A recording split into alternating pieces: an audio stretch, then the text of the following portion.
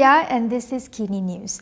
Tiong has described Sanusi's latest insult against him as a political tactic. He also gave some advice to the Kedah MP. Tourism, Arts and Culture Minister Tiong has advised Kedah Menteri Besar Muhammad Sanusi to watch his words. This is to avoid turning tourists away from visiting Kedah with his remarks. He said this when asked if he would seek an apology from Sanusi over the Kedah MP's latest insult against him. Tiong labelled it as a political tactic and said that he would not play that game with Sanusi. We are not playing the game together with him. Cuma kalau dia mau minta pelancong datang di pergi dia negeri, paling mustahil suruh dia jaga mulut sikit. Itu saja. Kalau mulut tidak jaga, buat itu apa ya, keadaan tidak bukan tidak guna. Last Friday, the verbal altercation between Tiong and Sanusi turned ugly, with both parties hurling insults against each other. Tiong had accused Sanusi of having lost his mind. This came 2 days after Sanusi said he looked like a pot-bellied bald deity. Sanusi had also previously accused Tiong of mounting a negative campaign against Langkawi. Meanwhile, a Dap MP has filed a police report against Sanusi over the remarks. DAP's Chong Min has filed a police report against Muhammad Sanusi following the Kedah MP's recent insult against Tourism, Arts and Culture Minister Tiong The Kampa MP wants the authorities to open an investigation under the Sedition Act 1948 and take appropriate action. Chong said the remark has offended and belittled the Buddhist religion and can cause ill feelings or hatred between one culture and religion towards another. He added even though Sanusi made the remark at a State Assembly sitting, he is not protected under immunity if he is in violation of the Sedition Act. He cited examples of Jelutong MP Arisan Raya and former MP Nurul Isa who were investigated for statements made in the Assembly or Parliament. Recently, during the Kedah State Legislative Assembly session, Sanusi had said that if he were to make fun of Tiong's face, it's like a bald pot-bellied tokong. Sanusi said this while criticising Tiong for allegedly not providing any feedback and remaining silent during their meeting with representatives from the Thai government in Sadao, southern Thailand on November 27th. Tiong had then accused Sanusi of not knowing protocol. Zahid has dismissed speculation that his health has deteriorated to the point that he needed to resign. He also commented on PN's win in the Kemaman by-election. Umno President Ahmad Zahid Hamidi has ruled out the notion that the Kemaman by-election result was a referendum on the government. The Deputy Prime Minister pointed out that the number of votes PAS obtained in the recent by-election victory did not represent the support of the majority of Malaysians. Kita tidak boleh anggap sebagai referendum kerana ini satu kepompong kecil di Kemaman, mana mungkin 141,000 pengundi di Kemaman dianggap sebagai satu referendum. Jadi kita harap mereka tidak bermimpi di siang hari. Yesterday, PAS Secretary-General Taqiyuddin Hassan said Ahmad Samsuri Mokhtar's larger majority of 37,220 votes confirmed the upward momentum of support for PN in a series of by-elections after GE15. Opposition leader Hamzah Zainuddin had also said that Samsuri's victory was a clear signal from the people to reject the failure of the unity government. Commenting further, Zahid attributed the loss of BN's Raja Muhammad Afandi Raja Muhammad Noor to poor voter turnout on their side. On a separate matter, Zahid rubbished speculation that his health had deteriorated to the point that he needed to resign. Instead, he clarified that he was recovering well from prostate surgery. Will Hadi step down and make way for Samsuri to lead PAS? This was the questions asked by Lim Kit Siang after the party continued to promote Samsuri as a future Prime Minister candidate. DAP veteran Lim Kit Siang has questioned if PAS President Abdul Hadi Awang will step down to allow for Ahmad Samsuri Mokhtar to lead the Islamist Party. This came amid talks of the newly elected Kemaman MP being a future Prime Minister candidate for the party. Lim indicated a belief that Samsuri would be able to steer PAS towards the centre.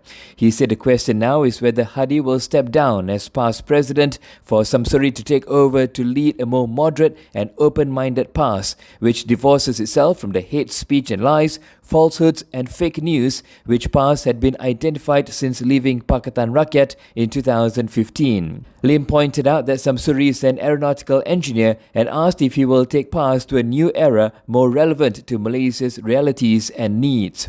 Samsuri is serving his second term as the Terengganu Menteri Besar and as a PAS Vice President. On Saturday, he won the Kemaman by-election with a vote share of 70.1%. During the election campaign, Perikatan Nasional had repeatedly touted Samsuri as a future Prime Minister candidate. However, Samsuri has downplayed any personal ambitions for the post. Now back to the Kemaman by-election. Muhyiddin believes PN's victory is a clear sign of the people's growing support for PAS and PN in general.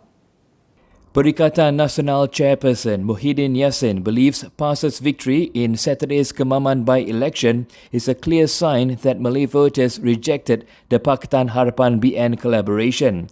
In a statement, the Pago MP said Ahmad Samsuri Mokhtar's 37,220 vote majority also confirmed the declining popularity of the Harapan BN government. He said the increase of almost 10,000 votes compared to the 15th general election results showed that the people, especially the Malays, reject the cooperation between these two parties. Muhyiddin also took the opportunity to warn BN, especially Umno, to reassess their cooperation with Harapan. He cited as evidence the fact that the votes obtained by the BN candidate in this by-election were far lower than the votes received during GE15. However, it should be noted that the voter turnout of 93,289 was 18.5% lower than the GE15 turnout of 114,553.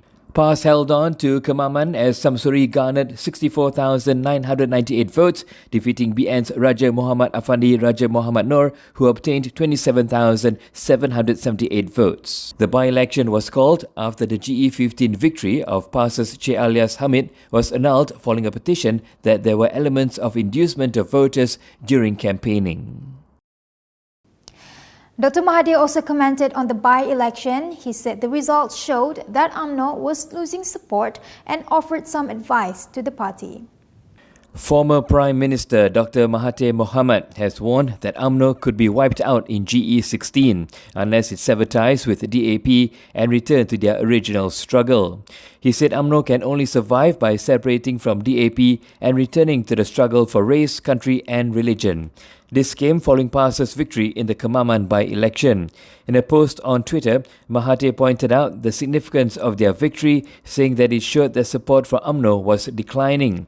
He said for Umno to survive, apart from separating from DAP, they will also have to replace outdated leaders, and the issue of Malays needs to be fought for again, especially regarding the poverty of Malays. He added that Umno's young voters grew up after the country progressed and are unaware of the party's historical role in getting the country out of poverty.